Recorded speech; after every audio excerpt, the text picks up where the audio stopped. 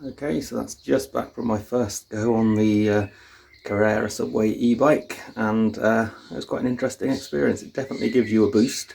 Managed to go up hills that I would have struggled up. When I say hills, they're more like slight inclines under the underpass, but to me, they're hills. Managed to go up those without too much trouble. I can feel that my legs have done a bit of work, so it's not doing all the work for me. I did about 2-3 miles, I would imagine. You can see that I'm breathing a little bit heavily because I'm out of shape.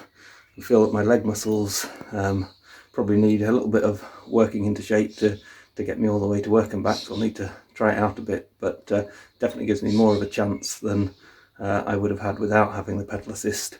So we'll see how it goes as the days progress.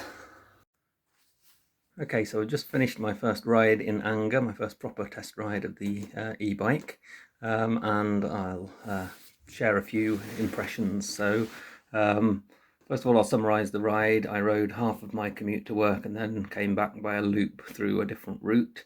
I did 6.75 miles, 6.75 miles, and the overall time was 42 minutes. So I'm not getting anywhere near the 15 miles an hour top speed of the bike average, but then there's lots of stopping and starting. So I did find that a lot of the time I was somewhere around the 15 miles an hour because it kind of helps you out to get to that point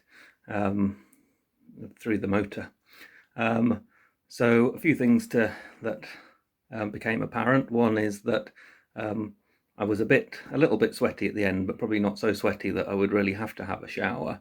It was quite a hot day today, reasonably windy as well, so there was a bit of a headwind at times, but that didn't seem to be too much trouble. I did feel like I'd had a bit of a workout at the end of it, so it definitely still gives you some exercise, but it'd be interesting to see how up for it I'll be after a full day of work and having ridden to work. So that remains to be seen, but maybe I should bear in mind that this is the first time I've used any cycling muscles in 25 years possibly, so I'm hoping that I'll get a little bit better at that.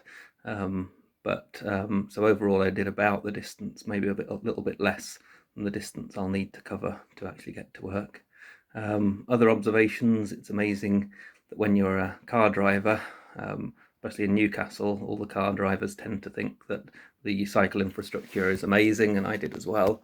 As soon as you get on a bike, you realise that things aren't quite as straightforward and as easy as it appears when you're in your car. So even just getting off my estate, I can either go a long way around on the roads, or there's some paths out of it, but to me they look like footpaths, and as a non-cyclist I don't like to cycle down footpaths, but I guess the key thing is it's not really clear which bits you can cycle on and which bits you can't, and if you get off and walk down all the paths, then that's going to add another 5 or 10 minutes to your commute, which starts getting up towards an hour then, and it's a bit less attractive. So I need to try to work out the best way without breaking too many laws along the way. The other thing is that there's quite often bits that well, there's one large junction that I came to, and I thought, right, I'll go and follow the cycle crossing. So there were some cycle crossings there, so I assumed they would lead me onto a nice cycle path. But I got across, and then it was just into a very narrow footpath with three people all the way across it, blocking the footpath. It wasn't entirely clear to me whether it was meant to be a cycle path or dual use path or what, so I kind of cycled along it for a bit, but I felt uncomfortable doing that and ended up getting off my bike and crossing the road to the other side, which has a wider path, which again I'm not sure whether it's a dual use path or just a footpath, and if it's just a footpath that means you need to cycle on a pretty large busy road in order to get through that junction. There's no easy way, and it wasn't obvious to me where to go, if I was doing things right or wrong, so it's very confusing, I found. But I cycled along the footpath, as I'm now a man with a bike or a cyclist, and I know a lot of people do that, but I know as a car driver and pedestrian I don't like people doing that. So it shows that you've got your foot in each camp and you're not quite sure which way you should go. The other thing is there were a lot of very bumpy bits, especially when I even got onto what I could tell was the proper footpath. Bits of it were very nice and smooth and beautiful, and then you get to other bits that are really scrabbly, really, and not very nice at all. and you you start getting a sore bum from going over those. And again, if I'm doing that every day, I guess hopefully my bum will get a little bit more solid, and I won't feel those so much. But maybe I need to get a gel cover or something for my saddle to make that a little bit more comfortable.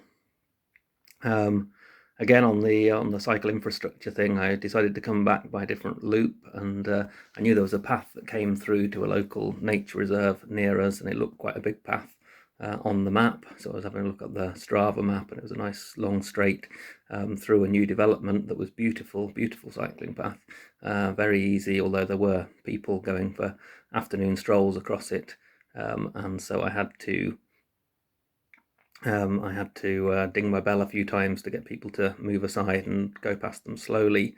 But I was starting to think, well, this might be a better route in. But then you get to the end of that beautiful path, and they're doing some building work still on the estate, and then it turns into more of a loose gravel path with big ruts, and you've got to go up and down paving slabs where they've not finished laying them, and then you get into what looks like a footpath through the woods, which again I wasn't sure whether it was a cycle path or a footpath. There's no signs to say either way.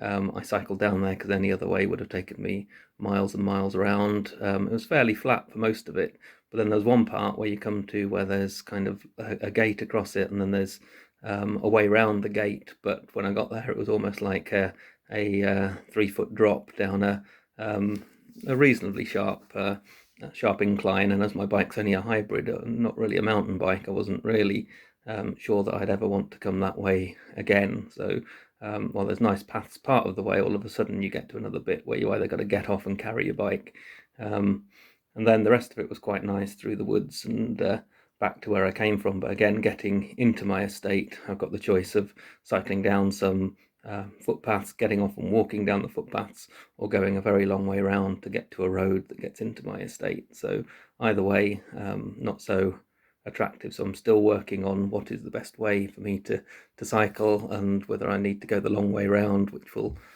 take me another 5 or 10 minutes. So either way, the commute's starting to get a bit longer.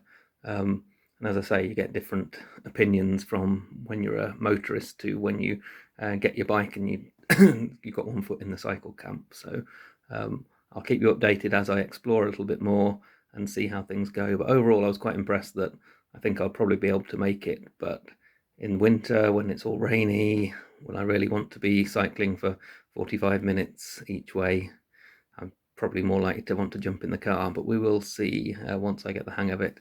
Maybe I'll be happier to do that. Okay, that's the end of this little segment.